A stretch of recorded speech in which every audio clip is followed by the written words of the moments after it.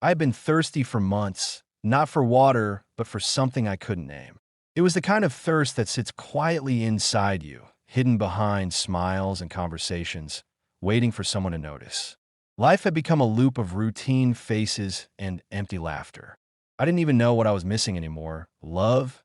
Maybe, or just the feeling of being seen. Point one evening, my friend invited me over to his house after a long time.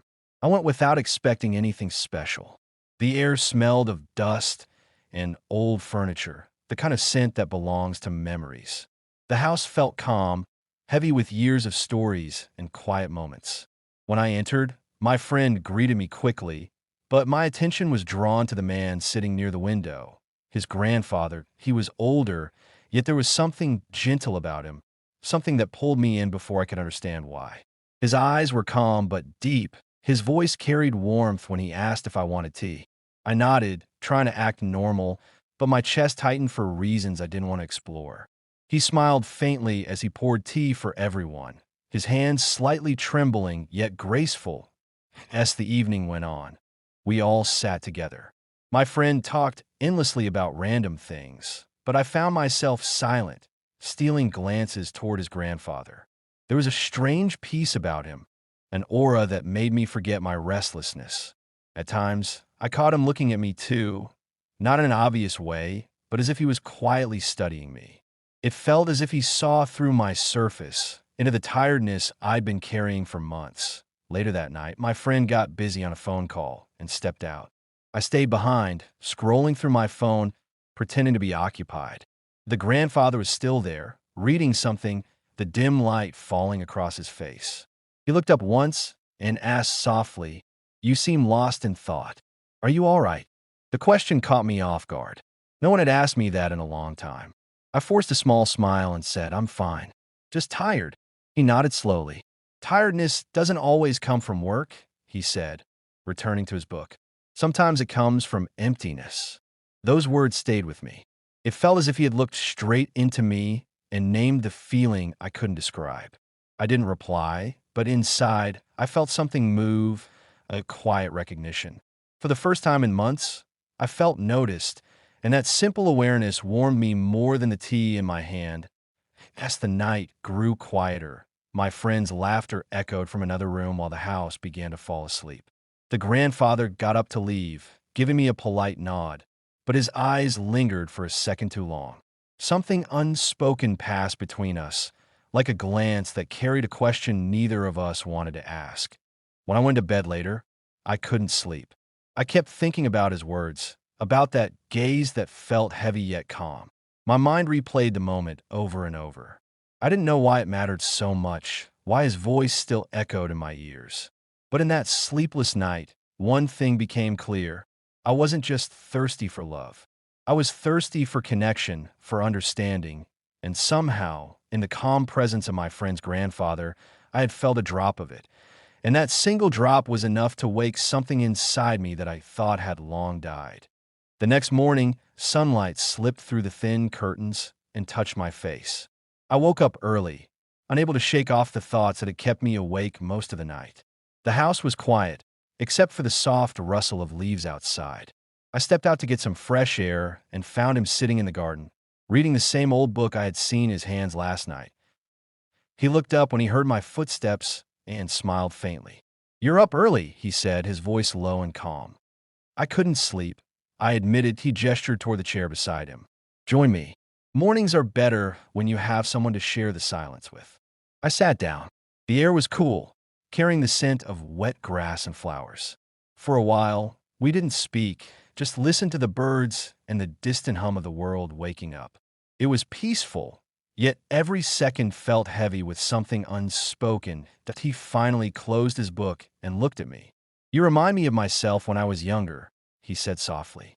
"Quiet, always thinking, never saying much." I smiled awkwardly. "I guess I've been lost lately. I don't even know why." "Lost doesn't always have a reason," he replied. "Sometimes we just lose ourselves without noticing." His words felt like they were meant for me alone. I found myself talking more than I planned to. I told him how I'd been feeling empty, how nothing seemed to matter anymore, how I was surrounded by people but still lonely. He listened without interrupting, nodding slowly as if he understood every word before I said it. "I've been alone for years," he said after a long pause.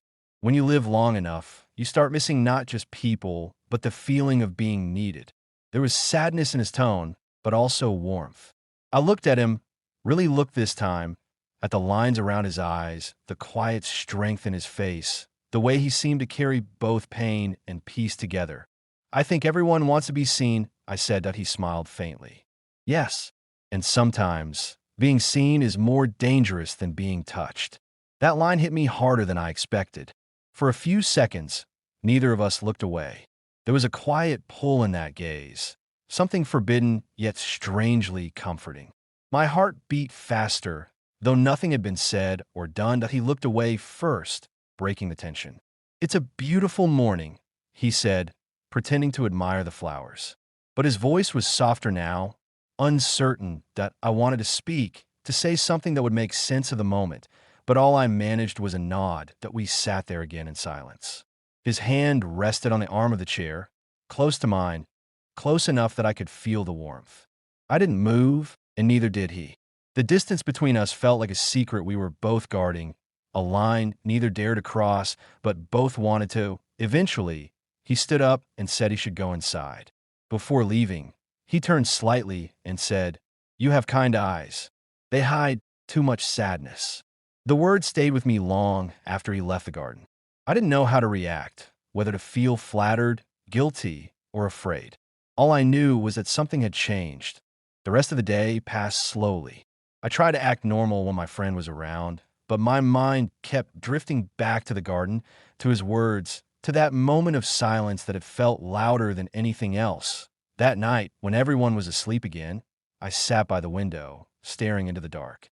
The memory of his eyes, his voice, the calm in his presence, it all came rushing back.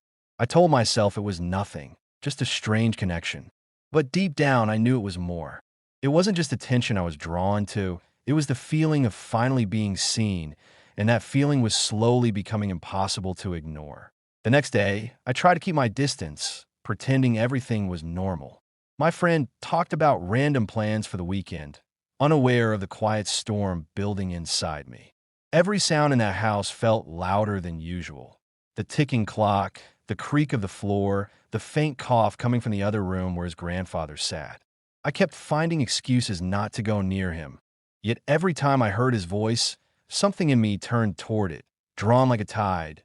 In the afternoon, I went out to the veranda, hoping to clear my head. He was there again, sitting alone, his cup of tea untouched. The sunlight fell across his face, softening the lines that age had drawn.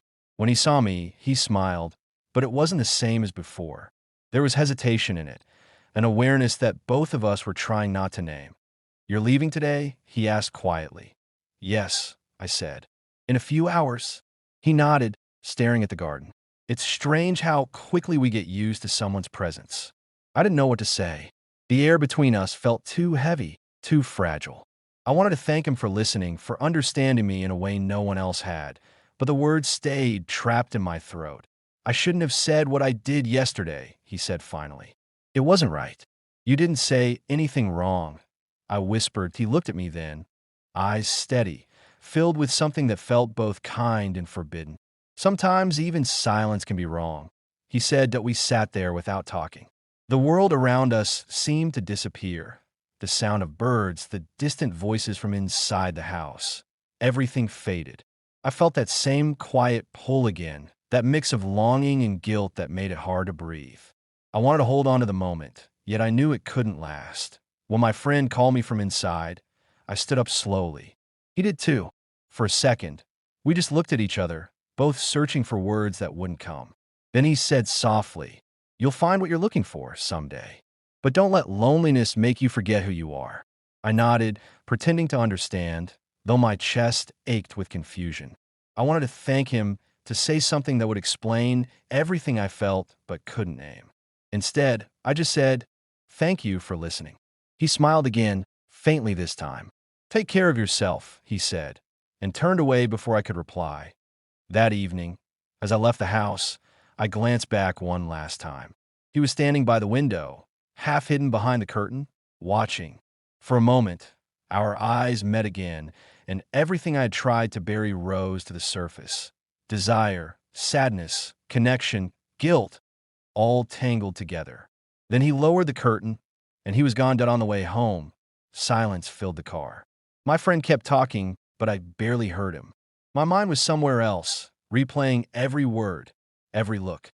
I felt like I had lived a lifetime in those 2 days, learned something about myself that I wasn't ready to face. That night, alone in my room, I realized the thirst I had carried for months wasn't just for love.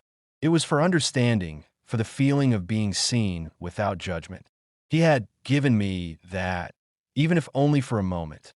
It was wrong, maybe, but it was also real that I looked out the window at the dark sky and whispered to myself, I'm not thirsty anymore. But deep down, I knew that kind of thirst never truly ends. It just changes shape, hides beneath memory, waiting quietly for another pair of eyes to notice it again.